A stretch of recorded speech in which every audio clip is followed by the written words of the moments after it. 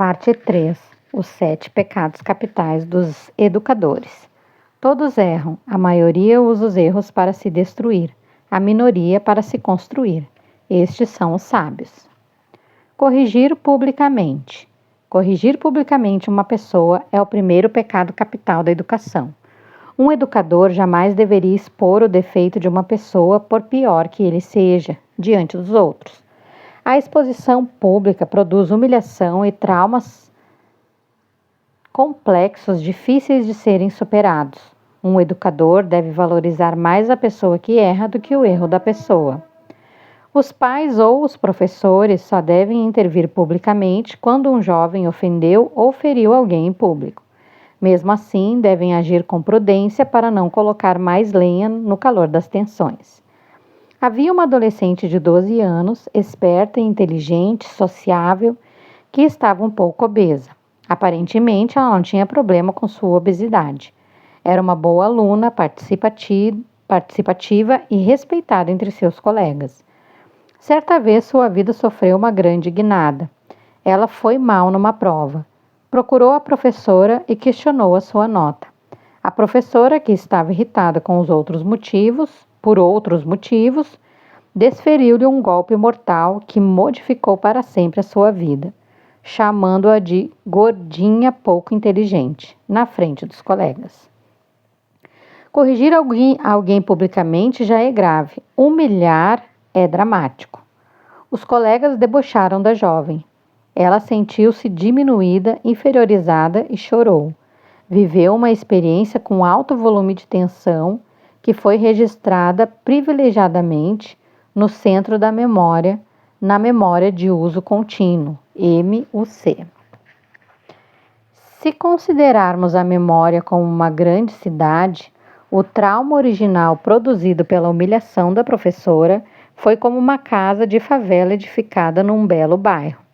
A jovem leu continuamente o arquivo que continha esse trauma e produziu milhares de pensamentos e reações emocionais de conteúdo negativo que foram registrados novamente, expandindo a estrutura do trauma. Deste modo, uma casa de favela, na memória, pode contagiar um arquivo inteiro. Portanto, não é o trauma original que se torna o grande vilão da saúde psíquica, como Freud pensava, mas a realimentação dele. Cada gesto hostil das outras pessoas era relacionado pela adolescente com o seu trauma. Com o decorrer do tempo, ela produziu milhares de casas de favelas, onde havia um belo bairro no inconsciente. Foi-se criando um território desolado. Os adolescentes devem se sentir bonitos mesmo que sejam obesos, portadores de um defeito físico ou se seu corpo não preenche os padrões de beleza transmitidos pela mídia. Beleza está nos olhos de quem vê.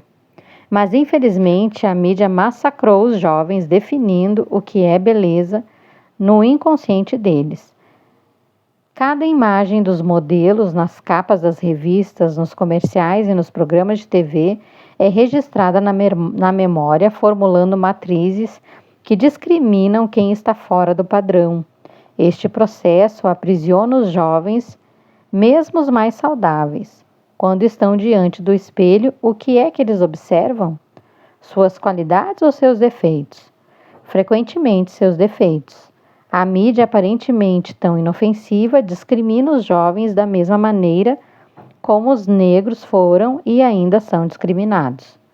Gostaria que vocês não se esquecessem de que é através desse processo que uma rejeição vira um monstro, um educador tenso vira um carrasco, um elevador vira um cubículo sem ar.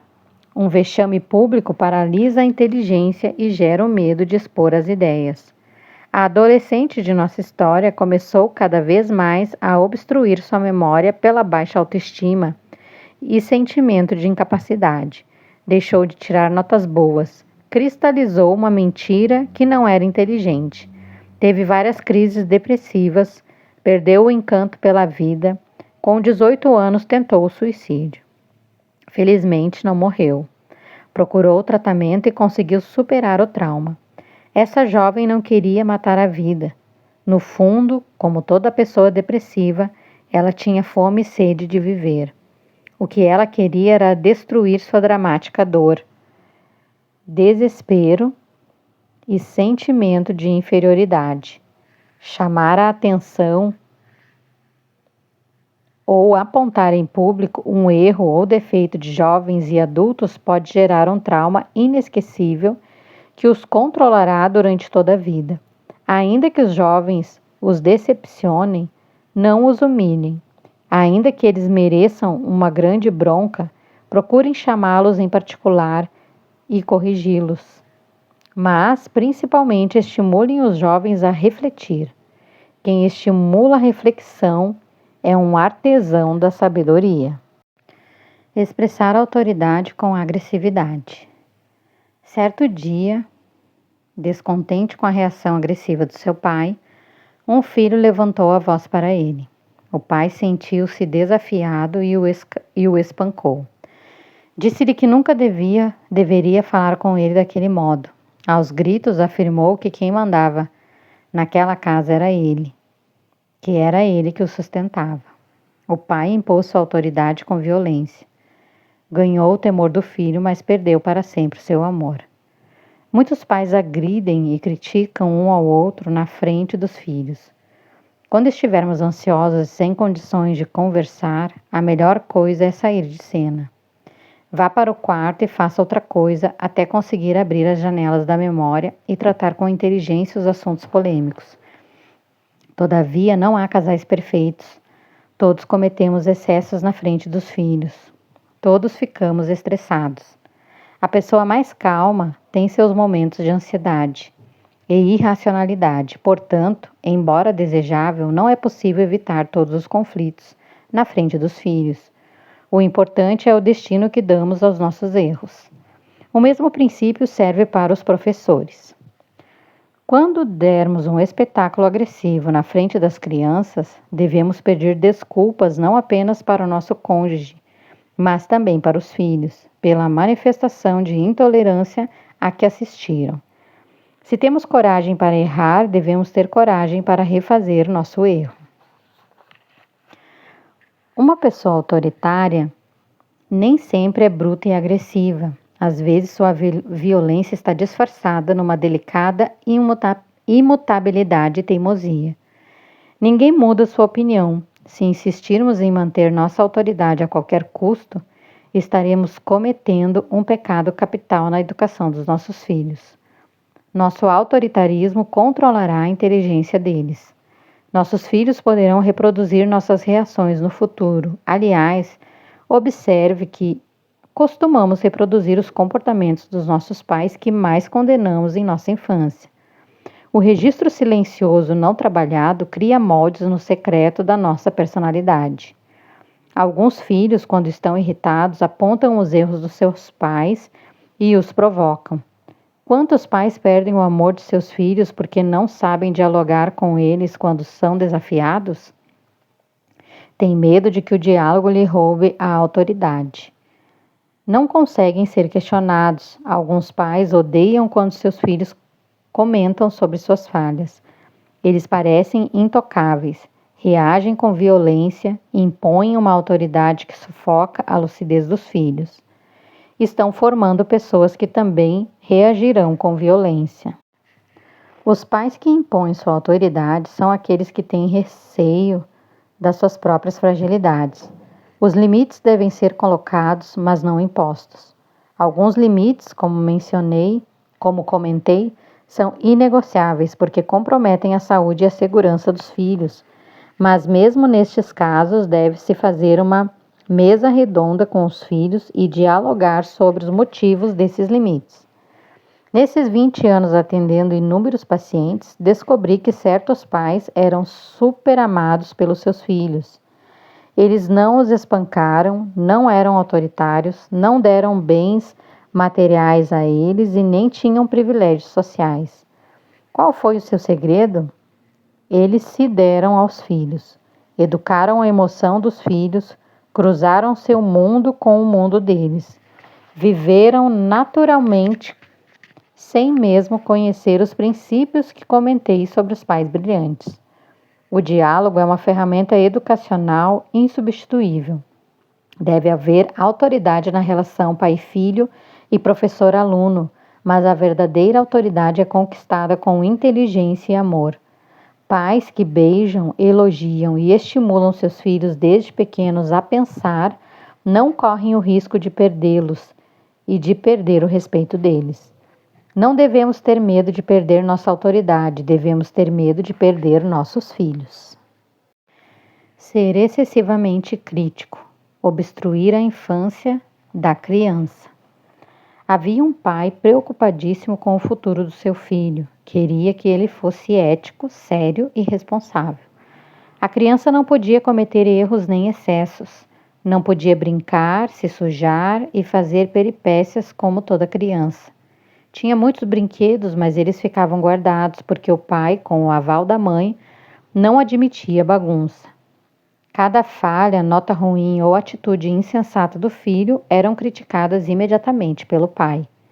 Não era apenas uma crítica, mas uma sequência de críticas e às vezes na frente dos amigos do filho. Sua crítica era obsessiva e insuportável.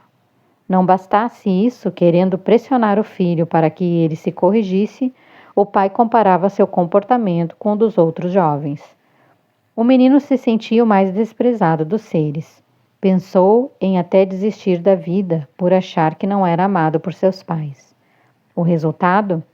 O filho cresceu e se tornou um bom homem. Errava pouco, era sério, ético, mas infeliz, tímido e frágil. Entre ele e seus pais havia um abismo. Por quê? Porque não havia mágica da alegria e da espontaneidade entre eles. Era uma família exemplar, mas triste e sem sabor. O filho não apenas se tornou tímido, mas frustrado. Tinha pavor da crítica dos outros. Tinha medo de errar, por isso enterrava seus sonhos, não queria correr riscos. Desejando acertar, o pai cometeu alguns pecados capitais da educação. Impôs autoridade, humilhou seu filho em público, criticou-o excessivamente e obstruiu sua infância. Este pai estava preparado para consertar computadores e não para educar um ser humano. Cada um desses pecados capitais é universal, pois são um problema tanto numa sociedade moderna quanto numa tribo primitiva. Não critique excessivamente. Não compare seu filho com seus colegas. Cada jovem é um ser único no teatro da vida. A comparação só é educativa quando é estimulante e não depreciativa. Dê aos seus filhos liberdade para ter as suas próprias experiências, ainda que isso inclua certos riscos, fracassos, atitudes tolas e sofrimentos. Caso contrário, eles não encontrarão os seus caminhos. A pior maneira de preparar os jovens para a vida é colocá-los numa estufa e impedi-los de errar e sofrer. Estufas são boas para as plantas, mas para a inteligência humana são sufocantes. O mestre dos mestres tem lições importantíssimas para nos dar nessa área. Suas atitudes educacionais encantam os mais lúcidos cientistas. Ele disse certa vez que Pedro o negaria. Pedro discordou veementemente. Jesus poderia criticá-lo, apontar seus defeitos, acusar sua fragilidade. Mas qual foi sua atitude? Nenhuma. Ele não fez nada para mudar as ideias do amigo. Deixou o jovem apóstolo Pedro ter suas experiências. O resultado? Pedro errou drasticamente, derramou lágrimas incontidas, mas aprendeu lições inesquecíveis.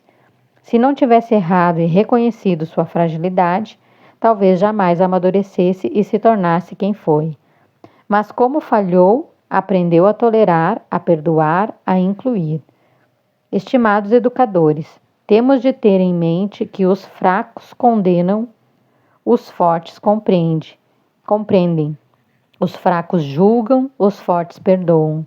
Mas não é possível ser forte sem perceber nossas limitações.